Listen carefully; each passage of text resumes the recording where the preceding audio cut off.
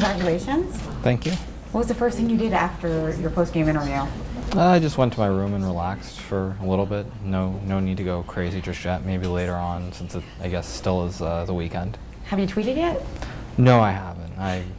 It's just sort of trying to relax, just, kind of let everything blow off, because it's a lot of pressure, a lot of tension for the past few weeks. So just trying to calm down and, just enjoy myself for a little bit.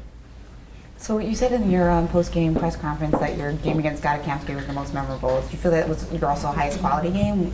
I don't think in terms of quality it was. I think both of us made some mistakes, but that's the nature of the game. I mean, when you're playing in a pressure situation where it's a very critical game and both players are trying to win, there are going to be mistakes. Just that's how it goes. I mean, we're not computers. So it wasn't the highest quality game, but that being said, it still was the most critical game of the tournament. I think it's the game that most people were looking forward to from the very start. When you found out that you were playing Gadakamsky with black in the 10th round, how did you feel about that? I mean, you get your pairings and you deal with them. That's just how it goes. I mean, sure, I would have preferred to maybe have white against Gada, have white against Alex Onashuk, but you get your pairings and you have to deal with that. That's the way life is. Do you think it's a significant advantage to have the extra white in a round robin like this than the extra black? Or? It's certainly an advantage, but once again, you're given a hand and you just have to play it and play it as best as you can. Now, in this championship, it became pretty clear that it was going to be between you and Gada. Going into the tournament, who did you think was likely to contend with you two? I assumed that it would be Gada and myself. We would be the front runners. I thought maybe Alex Onashuk would have a chance, perhaps. Yuri seems to put together some very good results in the U.S. Championship as well. So I think those were the two main contenders, perhaps. But I had a feeling from the start that Gada and I were going to be battling each other for the lead for the whole tournament. And in future years, do you see anybody coming up who might be able to? I think time will tell. There are certainly some talented juniors who have some potential. Whether they're contenders, it's just a matter of time and see how they progress. Now, you're playing in the Olympiad. What tournaments are you playing in before that? Any plans before that? I'll be playing in the Tal Memorial in Moscow, beginning of June, and then I'll be playing in Biel, which will be in July. So those are two very serious round-robin tournaments coming up, and it's a lot of strong players playing, so it'll be quite a challenge trying to win. Now tell us about your long-standing relationship with Chris Littlejohn. Chris has been my second, more or less, for the past 3 to 4 years, and I think in many ways I would have to give him a lot of the credit, because he might not be the strongest chess player out there, but in terms of preparation, he's very good at understanding the way that a lot of players think and preparing openings. I think it shows with, especially with the positions I got out of many openings in this tournament. You said that you stayed at the Chase during this tournament. When did you make that decision? I just decided before the tournament to stay there, simply because I found that when the atmosphere is too cozy, too warm, it takes the edge off and it becomes a lot more difficult to be serious about a tournament. Sure, you're always going to be serious, but when you're kind of like in your natural habitat away from chess, it's a little bit more difficult. And traditionally, I haven't had good results when I've played in places which I'm really familiar with or I like a lot. Now, you probably spend a lot of times on the road staying in hotels. Do you feel kind of at home now at a hotel? Absolutely. On airplanes and hotels, I mean, it's the lifestyle. That's just the way chess is. And you enjoy that lifestyle? Sometimes it's good, sometimes it's bad, but at the end of the day, it's a lot better than what most people have. So I'm certainly not going to be complaining about it. So what makes a good hotel room? A good hotel room? I guess as long as it's a big room, as long as there's a lot of space. That's your criteria? Yeah. There's also like beds, which are reasonable too. So you like flying a lot. That's kind of unusual. I mean, most people hate flying. Well, I'm lucky. I'm able to sleep a lot when I fly, so it's just easy. Fall asleep, sleep 8 hours, wake up in London. No big deal. So is it a glamorous lifestyle, being one of the top chess players in the world? I don't know if glamorous is the word I would use. Once again, it's a difficult lifestyle. I mean, you have to travel a lot. You don't get to spend a lot of time around your loved ones. That being said, you do tend to make a pretty good living financially. So there always are going to be trade-offs, no matter what profession you're in. And I'm happy with where I'm at right now, and hopefully just keep becoming better, maybe become world champion, maybe chess becomes popular, who knows. How to make chess more popular? I mean, it seems like in recent years there has been a lot more mainstream attention, you know, a lot of 60 Minutes and then the biggest chess piece in the world. Do you think we're going in the right direction? I think things are going in the right direction, but the main difficulty I think at the moment is mainly the organization. You have FIDE, which doesn't seem to know what they're doing from time to time. The events seem to change. The whole World Championship cycle is a bit of a mess. So I think really there needs to be change on that front. I think also sort of the younger generation, Magnus, Levon, myself, Sergei Karyakin, players like that, we need to sort of rise to the forefront and try and do what we can for chess, because I think we are the future. You mean not in terms of playing great chess, but also just on and off the board. Yeah. Mm-hmm. And so what do you think about the 2010 Olympic team compared to this year's team? Well, I think it's, I mean, not to sound gloomy, but I think it's one of the last chances I'll have probably to maybe get a gold medal as part of a team, because we're all getting older. I don't know how many more years Gada or Alex are going to be playing, but that's why in some ways I actually am really looking forward to it, because I feel like this is my chance to shine perhaps and maybe lead the team to a medal again. So who's the dream team? Who do you think the 2012 team should be? I don't think there's any right team per se. I think myself, Gada, Alex, for sure. I think we're all definitely on the team. After that, it's just a matter of who has the best results, and I don't think there's any clear-cut favorite after that. I mean, Yuri probably will make the team. I think based on this result, he should. But once again, the criteria, the selection based on the ratings, who knows what will happen. So in this tournament, you had a really key moment against Gada Kamsky, which you mentioned. Did you feel like you had a similar situation at another point in your career where you were in an absolute must-win situation with Black? Not right off, actually. The game that comes to mind, even though it wasn't a must-win, was the game that I won against Gregory Kaidanov in 2004 U.S. Championship, which it wasn't where I was playing the absolute clear leader at the time, so it wasn't necessarily the same sort of must-win game, but I did have to win that game in order to have a chance. And so if there's a game I would compare it to, it's probably that one. But overall, it's probably one of my biggest victories ever. This game against Kamsky? Yeah. So when did you come up with knight a5? I just sort of decided at the board to play it. Okay. I had looked at some other lines. Knight bd7 is also fine, but bishop b3 seemed a little bit unusual and seemed like a natural way to play, so why not? Now, why are you often looking away from the board during the game? Does that mean that you don't like your position when you kind of look away? And maybe I'm just looking to see if there are any attractive girls out there. In all seriousness, though.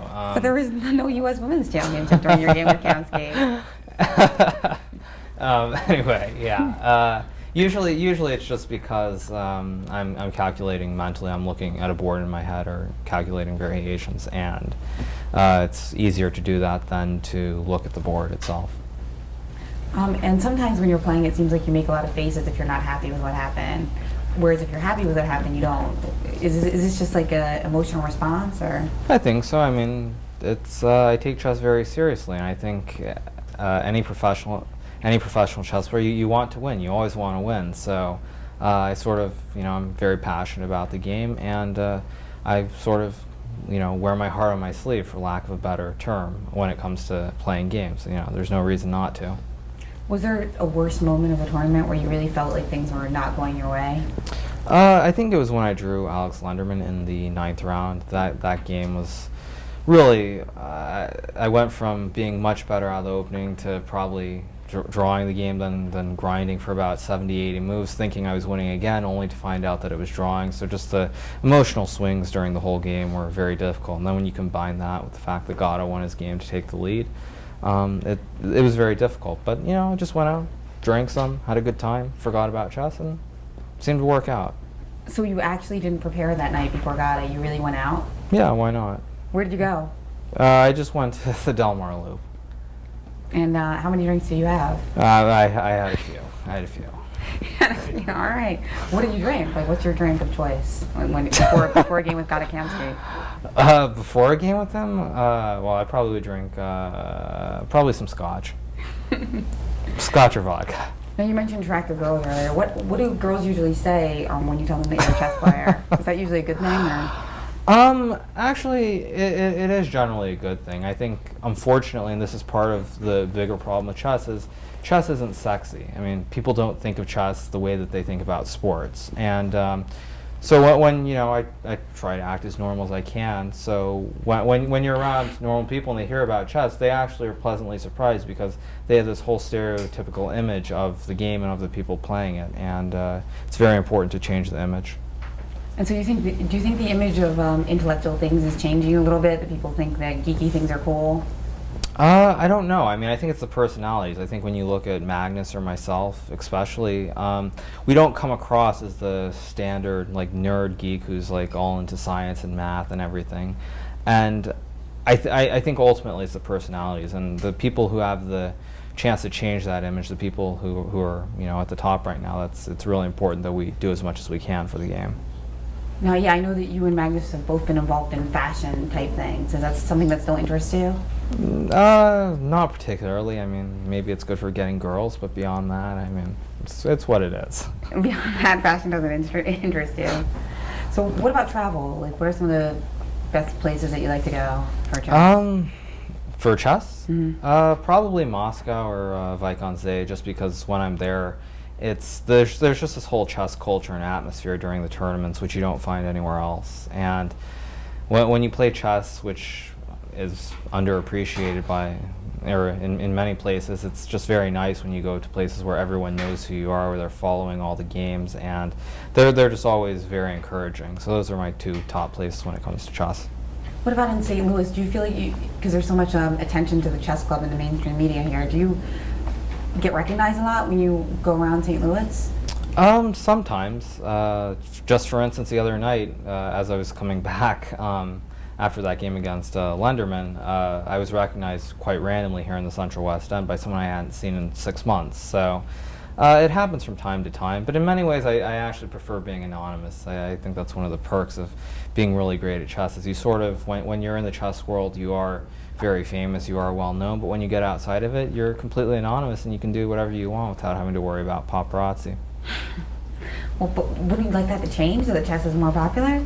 I like having a private life, which not everyone is trying to find out things. No, a lot of times in your interviews, it seems like sometimes, or on Twitter and whatnot, like sometimes you say one thing and then you say the other thing. Do you do that to be more interesting, or is do you have an example right off? Well, like for instance, you said yesterday that you felt like you didn't play well in this tournament, Mm-hmm. and then today you said that you thought you played well, which was the popular opinion.